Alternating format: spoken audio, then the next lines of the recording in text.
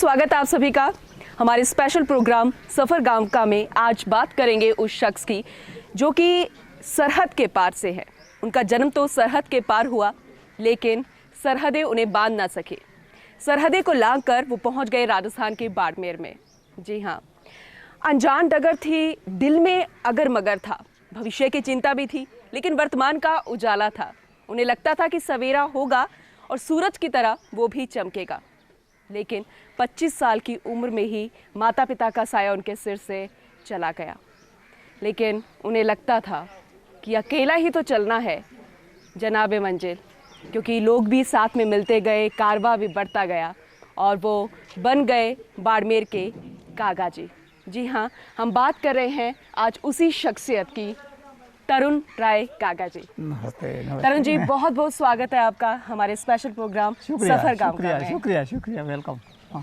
तो सबसे पहले हम बात करेंगे आपसे उस अनुभव की जब आप सरहद पार करते वक्त भविष्य को सोचते हुए हिंदुस्तान की तरफ आ रहे थे। जी, आप देखिए वो जो मंजर है जी, आज मैं उसको बयान करूं तो मेरे को तो एक तो दिल भर जाता है, और मंजर अगर पूरी वास्तविक शब्दों में करो तो मेरे रोंगटे भी खड़े हो जाते हैं। जी, तो ऐसा माहौल, गमगीन माहौल था। तो हमारे ऊपर बमबारी हो रही थी और हमारे आपस में दोनों देशों की लड़ाई चल रही थी। 1971 का एक मैं बयान कर रहा हूँ। तो हमारे हिंदुस्तान पाकिस्तान की लड़ाई में हमारा तो कोई यहाँ न कोई जानकारी थी, यहाँ जान थे सब, कोई हमारा कोई यहाँ अता पता नहीं था। लेकिन हमारे को यहाँ आना था, बिल्कुल आए। लेकिन ये बॉर्डर पैदल अब तय करते हुए यहाँ आए, और हमारे बीच में आसमान का ही साया था। हमारे यहाँ नहीं था। पानी कहाँ मिलेगा, हम कहाँ रुकेंगे, किस तरह से हमारी मंजिल कहाँ है, मंजिल का भी हमको पता नहीं था कि हम किस जगह कहाँ जा रही है, जैसे आ रहे थे। तो यहाँ जब हमने भारत में आकर के बाड़मेर ज़िले में हमने कदम रखा तो ईश्वर ने हमारे ऊपर अपनी नियमतें बरसाई, और जिस तरह से लोगों का यहाँ आते ही हमको हमारा खैर मकदम हुआ, भारत की भूमि को अपने चूमा, और इसको जो भूमि ने हमको जो नवाजा, वो उसकी सूरत में आज आपके सामने एमएलए की मना अब भूतपूर्व अब कहिए कि एमएलए की सूरत में आपके सामने पेश। बिल्कुल, और इसीलिए मैं आपसे सवाल करूंगी जो कि आपने बोला, एक शरणार्थी की तरह आना और अपने वजूद को तलाशना, लेकिन प्रदेश की सबसे बड़ी पंचायत समिति तक पहुंचना, ये मुमकिन कैसे हुआ? ऐसा है,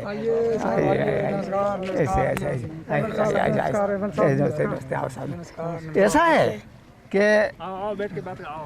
हाँ चलते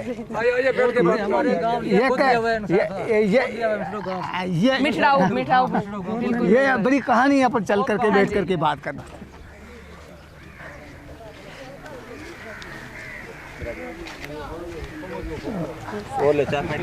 नहीं बैठ ये चार भाई आप बैठ। तो आपके चाहने वालों की जो लिस्ट है वो तो मैंने देख ली, काफ़ी तादाद की संख्या में पहुंचे आपके चाहने वाले।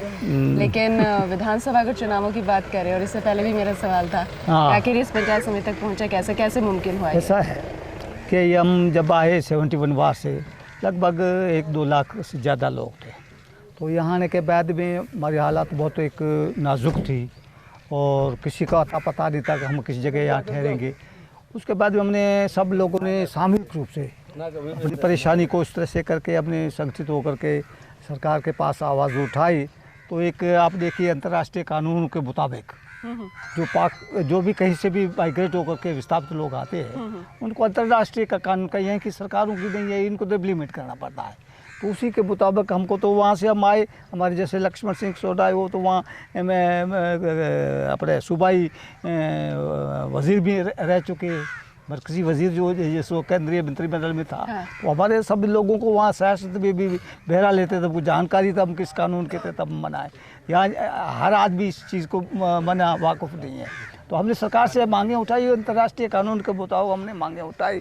उसी के मुताबिक में हमारे यहाँ लोगों को हम किसी के ऊपर बोझ नहीं बने, हम जो आए किसी के ऊपर बने जिससे आकर के बोझ बनी वो नहीं बने, सरकार से कि हमारे बना हमारे उसी कानून के मुताबिक दो। तो यहाँ सरकार ने हमको 23 कैंप लगाए, शरणार्थी शिविर हमारे बाड़मेर ज़िले में 23 कैंप लगे। 23 कैंपों में हम जा कर के बसे। ये बिठलाऊ में एक कैंप था, शरणार्थी कैंप था, इसी भी जो लोग रहे। तो उसके बाद हम जिस तरह से करें तो फिर हमारे को जदोजहद करनी पड़ी हमारी समस्याओं के बारे में। जिस तरह से हम हमारी एसोसिएशन भी बनी, जिस तरह से तो हमसे शुरू से हम जो जिस संघर्ष में जुड़ गए थे, तो उसका नतीजा ये है कि हमको मेरी मिसेज पहले 95 में जो पहली मना सीट ये बनी रिजर्वेशन महिला प्रधान चुनी गई, ये भी मेरे ज़हन में सवाल है। और सेकंड नंबर भी अभी उसके बाद भी जो मैं एमएलए इलेक्शन तीसरी बार खड़ा हूँ। तो क्योंकि अगर बात की जाए चौहटन पंचायत समिति की पहली महिला प्रधान आपकी धर्मपत्नी जो है वो चुनी गई, तो अपनी पत्नी को चुनाव लड़ाने के पीछे क्या सोच रहे हैं? ऐसा है, कोई उसी में हमको ये पता नहीं था कि हम आ करके या प्रधान बनेंगे या ऐसे राजनीति एमएलए बनेंगे, ये हमारे सपने में नहीं था। परंतु जब राजनीति की और कुदरत की रज़ा होती है तब सारी बातें असंभव हो जाती है।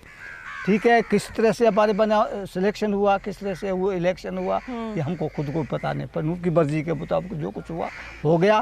फिर जिसके बाद में मैं भी बने जो है ये एक लोगों की डिमांड से, मैंने ये कभी नहीं सोचा मैं भी एमएलए बनूंगा या एमएलए बन करके यहाँ और एक पाक विस्थापित यहाँ लोग आ करके एमएलए बनेगा। किसी को मेरे को मानते ही नहीं है। अभी भी विधानसभा होता था कि यार ये सही कोई सभा हो सकता है, 71 का लोग आया हुआ यहाँ आकर के असेंबली में बैठ गया। पहला मैंने मेरी मुताबिक इस तरह से मैंने पूरी उसको भी नहीं भूला, अपने जो मिट्टी जो अपनी है वतन है उसको भी नहीं भूला। मैंने विधानसभा में अलोन व्यक्ति था जिसने में हमारी मदर टंग सिंधी भाषा में हलफ उठाया था। लोगों ने उस समय भी विधानसभा के 200 एमएलए में से हक्के बके हो गए कि भाई ये कौन सी भाषा में मना हलफ ले रहा, शपथ ले रहा। तो इस तरह से मैं अजूबी जो कुछ बातें रखी अजूबी रखी, उसी वजह से हम मन वहाँ गए। तो ये भी सारी कुछ अकल्पनीय हुई, कोई कल्पना मैंने तो कभी सपने में भी नहीं देखा था, ख्वाब भी नींद में सोते हुए कभी एमएलए बनता वो भी नहीं देखा था कि वो मैं एमएलए बनूंगा। हुआ होने के बाद में इन लोगों की एक मांग थी, ये बैठे मुखे भी आदमी थी, उनकी एक मांग थी, माना तो या 15 किलोमीटर या 20 किलोमीटर चौहटन जाना पड़ता है, इमरजेंसी होती है हमारे, तो ये घुमाने के तरह से लिंक करा दो, हमारी ये सड़क है 5 किलोमीटर। एक हमारी मांग है, आप हमारी एक मांग। मैंने इनको वायदा ही सिक्का दिया था, बाकी कोई वायदा नहीं दिया था। इनको ये सड़क मैं बना दूंगा, ये इनको सड़क बना दी कि पूरी दूरियाँ जो एक से मटको गई। ये नहीं, फिर ये तो मेरे पास आई बात ने हमारे यहाँ लोगों की अंतर की भावना से लेकर मैंने इसकी, इन्होंने नहीं मांग उठाई, मैंने इस गांव को गोद लिया। और अब 7-8 साल पहले इस गांव का क्या नक्शा था, आज क्या नक्शा है, ये खुद ये बयान कर सकते हैं। और अगर राजनीति में उसे देखा जाए तो पहली महिला प्रधान आपके धर्मपत्नी चुनी गई, वैसे देखा जाए तो आपकी सीनियर भी हुई फिर? नहीं, सीनियर तो है, सीनियर तो हमारा तो रिवाज है, पता नहीं था कि रिवाज हमारे पहले फेरी वो फिर करे पहले नंबर उबारो जो है तो मैं नंबर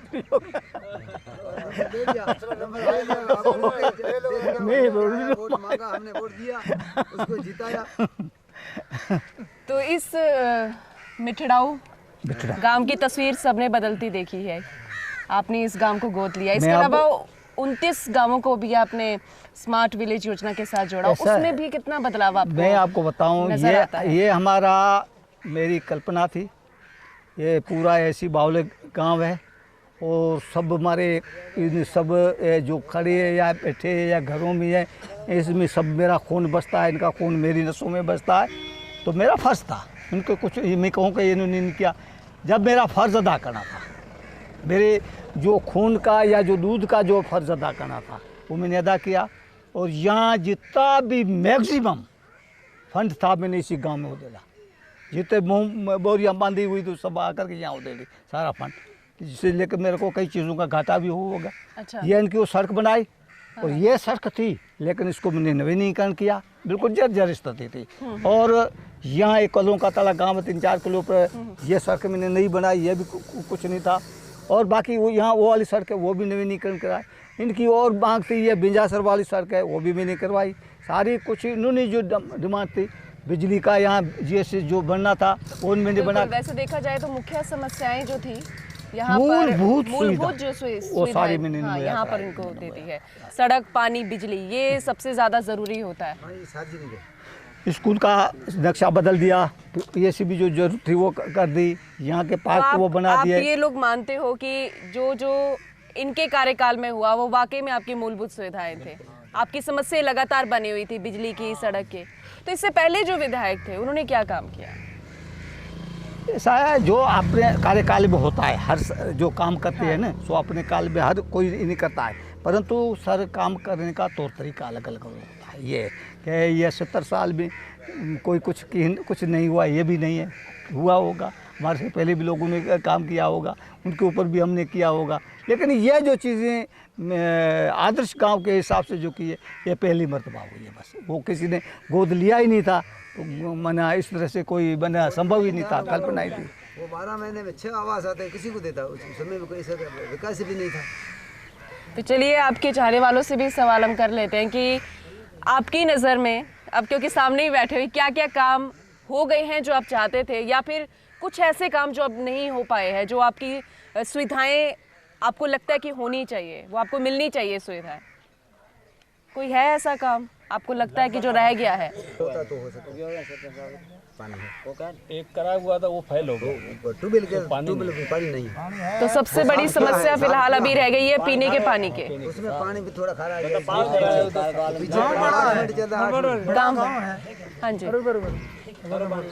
यहाँ का सब ट्यूबवेल में सर भी कराया है, ये ट्यूबवेल बिना में खारो पानी मतलब ट्यूबवेल तली और ये खारो अच्छा। पानी है आगे, हाँ तो उसमें मीठा पानी अच्छा। होना चाहिए। तो कागज जी, क्योंकि अभी अगर आप देखें, क्योंकि अभी आप विधायक नहीं हैं, तो इस समस्या का हल कैसे निकाल सकते हैं? ऐसा का कोई इजीली है, कोई इशू भी नहीं है। हमने यहाँ क्या सुझाव? हाँ। दो सोर्स दिए, 2 सोर्स भी फेल पीएचडी वालों की उनकी है। ये तो टेक्निकल चीज़ तो हमारी तो है नहीं, हमारा तो पॉलिटिकल होता है। ये अपने आदर्श ग्राम योजना के हाँ, तहत। तो अभी भी है। ये शायद आदर्श ग्राम मैंने यहाँ 3 मरतबा वाला 9 करोड़ रुपया अलग बीएडीपी के स्कीम के तहत जो है सैंक्शन करा के रखा है। लेकिन अगर एमएलए या कोई प्रतिनिधि, मैं किसी क्योंकि मैं तो न अभी कुछ नहीं हूँ, कोई भी अगर चाहे तो ये चाहेंगे कि फलाना जगह मीठा पानी है, उस जगह नया सोर्स बना करके दे सकते हैं, कोई इसमें परेशानी अच्छा, ये हो सकती है हो व्यवस्था? सकती है, कोई परेशानी है ही नहीं, कुछ नहीं। अभी यहाँ खराब पानी है, नहीं निकल रहा है तो दूसरी जगह करो, तीसरी जगह करो, तो हल तो हो सकता है, कोई परेशानी नहीं है। हल हो सकता, पानी आता है, ट्यूबवेल से नहीं होगा, ओपन वेल होगा, उससे क्या वो 8 नाला का 2 से पीछे आता है। तो आपने क्या राजनीति से संन्यास ले लिया है, या फिर ऐसा है, अगली बार आपको हम देखेंगे यहाँ पर खड़ा हो? ये तो देखो ने अगली बार का तो मैं पहले आपका क्वेश्चन का जवाब दे दिया था। मैंने कभी सोचा ही नहीं था कि एमएलए बन करके या विकास का या कुछ मेरे हाथों से होगा। ये तो भविष्य के घर में छुपी हुई बात है, मैं उस बारे में कुछ नहीं कह सकता। मदद भी सब कुछ होता है। हाँ जी, मदद करते हैं लोग, लोग मदद करते हैं, ये भी मदद करते हैं, तब सब कुछ होता है। तो वैसे काफ़ी हम रास्ते में आ रहे थे तो कुछ उसी सड़कों पर भी आए जो कि आपके द्वारा बनवाई गई थी आपके कार्यकाल में। इसके अलावा और कौन कौन बड़े बड़े से काम या योजना के तहत या आपके द्वारा किए गए काम कौन से हैं? मेरे विधानसभा क्षेत्र की बात कहूँ, मेरे विधानसभा क्षेत्र में मैंने आप अर्ज करूँ तो जब 2003 में जब सीएम वसुंधरा जी थी, उस समय हमारे वहाँ पंडोरिया वितरिका थी, नर्मदा नहर की स्कीम थी। वो कराई थी, वो निर्माण काम भी हो गया था। उसके बीच में कांग्रेस सरकार आ गई, काम कुछ हुआ नहीं। जो हमने बनाई थी 5 साल में बीजेपी सरकार ने, उस पूरी रेत से डट गई थी। मेरा उस इलाके में जाना गया तो मैंने भी पहली प्रतिभा देखा जा कर के कि ये तो हमारी सरकार में बनी हुई ये इस तरह से स्थिति है। तब मैंने उनको वायदा किया था, इस तरह से उनको एक सड़क का वायदा किया, उनको कहा था कि अगर मैं चुना गया तो मैं ये जो रेत से सटी पड़ी है, जो नहरें या बबल उगे पड़े हैं, तो यहाँ एक हमारे पौधा और आकड़े और बूढ़े होते हैं वो भी उगे हुए थे, इनको साफ़ करा करके मैं 1 साल के अंदर अंदर पानी इसमें छोड़ूंगा।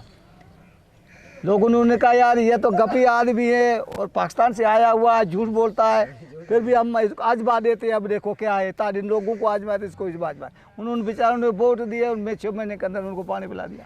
और वो 19 गाँव हमारे वहाँ सिंचाई होती है, सबसे बड़ा काम। तो आपका राजनीतिक सफर अगर देखा जाए तो काफी लंबा रहा है। मेरा इनमें से ऐसे सपने जो आपके पूरे हो गए और कुछ ऐसे सपने जो अभी पूरे नहीं हुए जिसका मलाल आपको आज भी ऐसा है, मेरे को ये मलाल है, तो मेरे जो मन में खूब सारी बातें, मेरे को नर्मदा नहर का सब जगह सिंचाईकरण मेरे विधानसभा में था।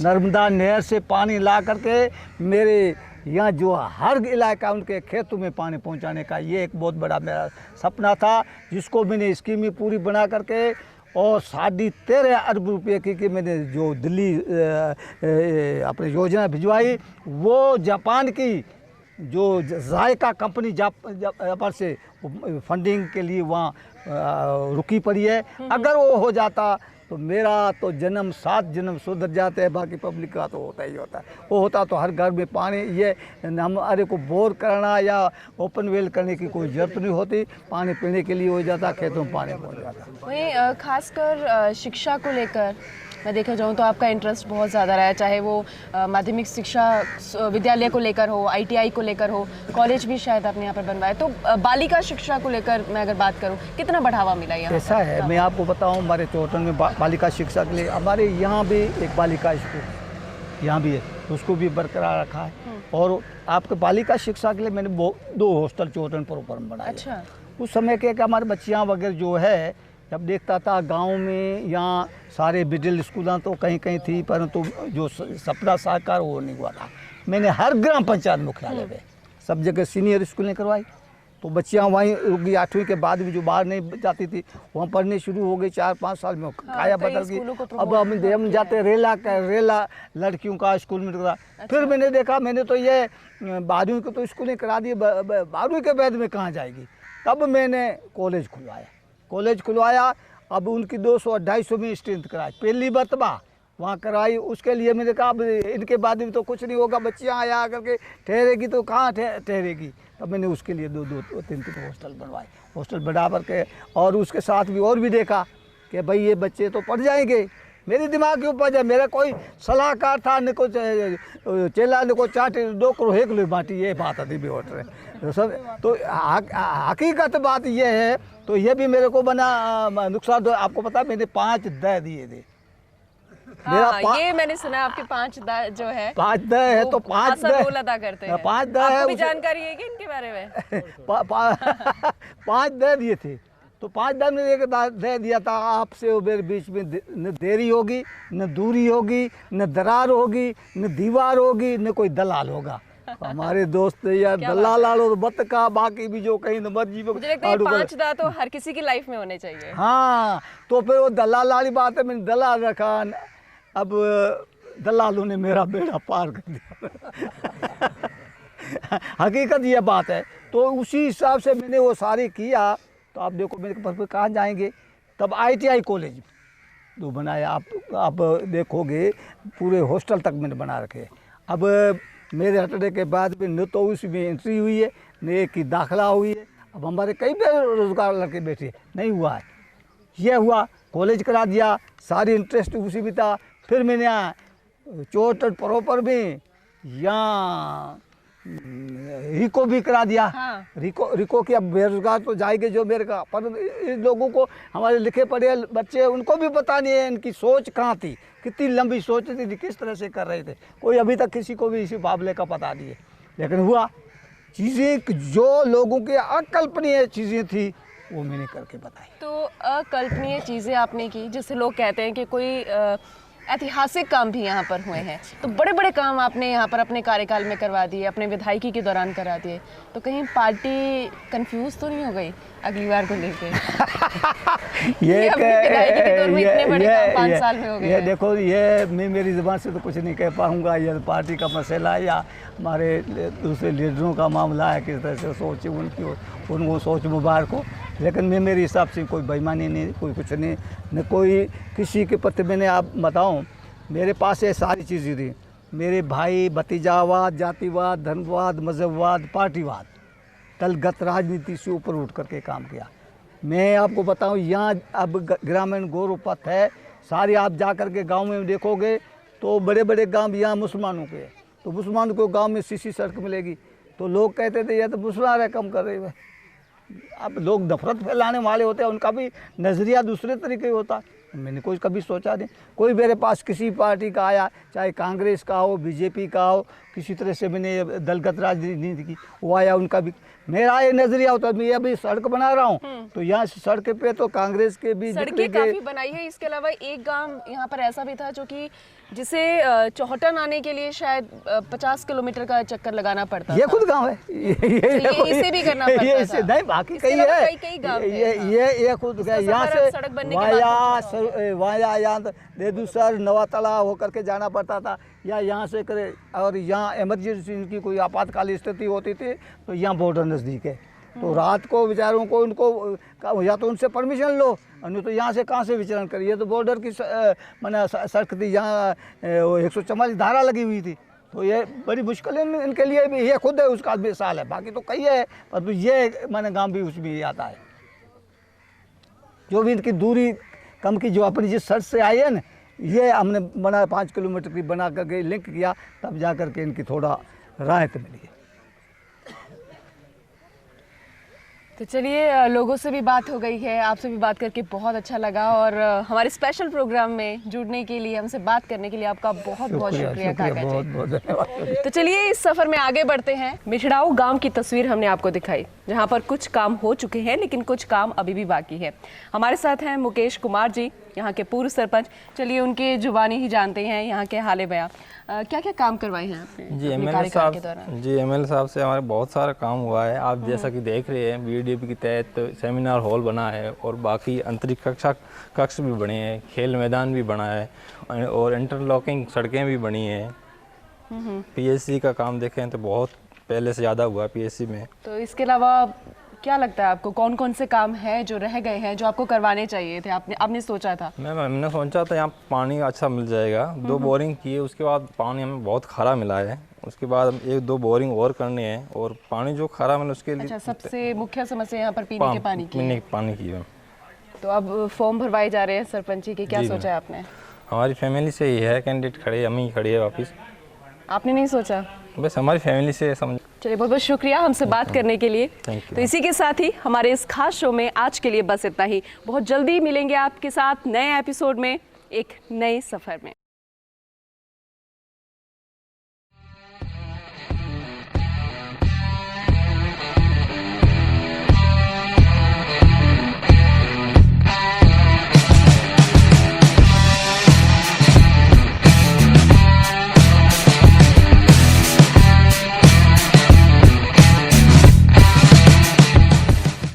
पीके टाइम्स को अभी सब्सक्राइब कीजिए और हाँ, बेल आइकन जरूर दबाइए।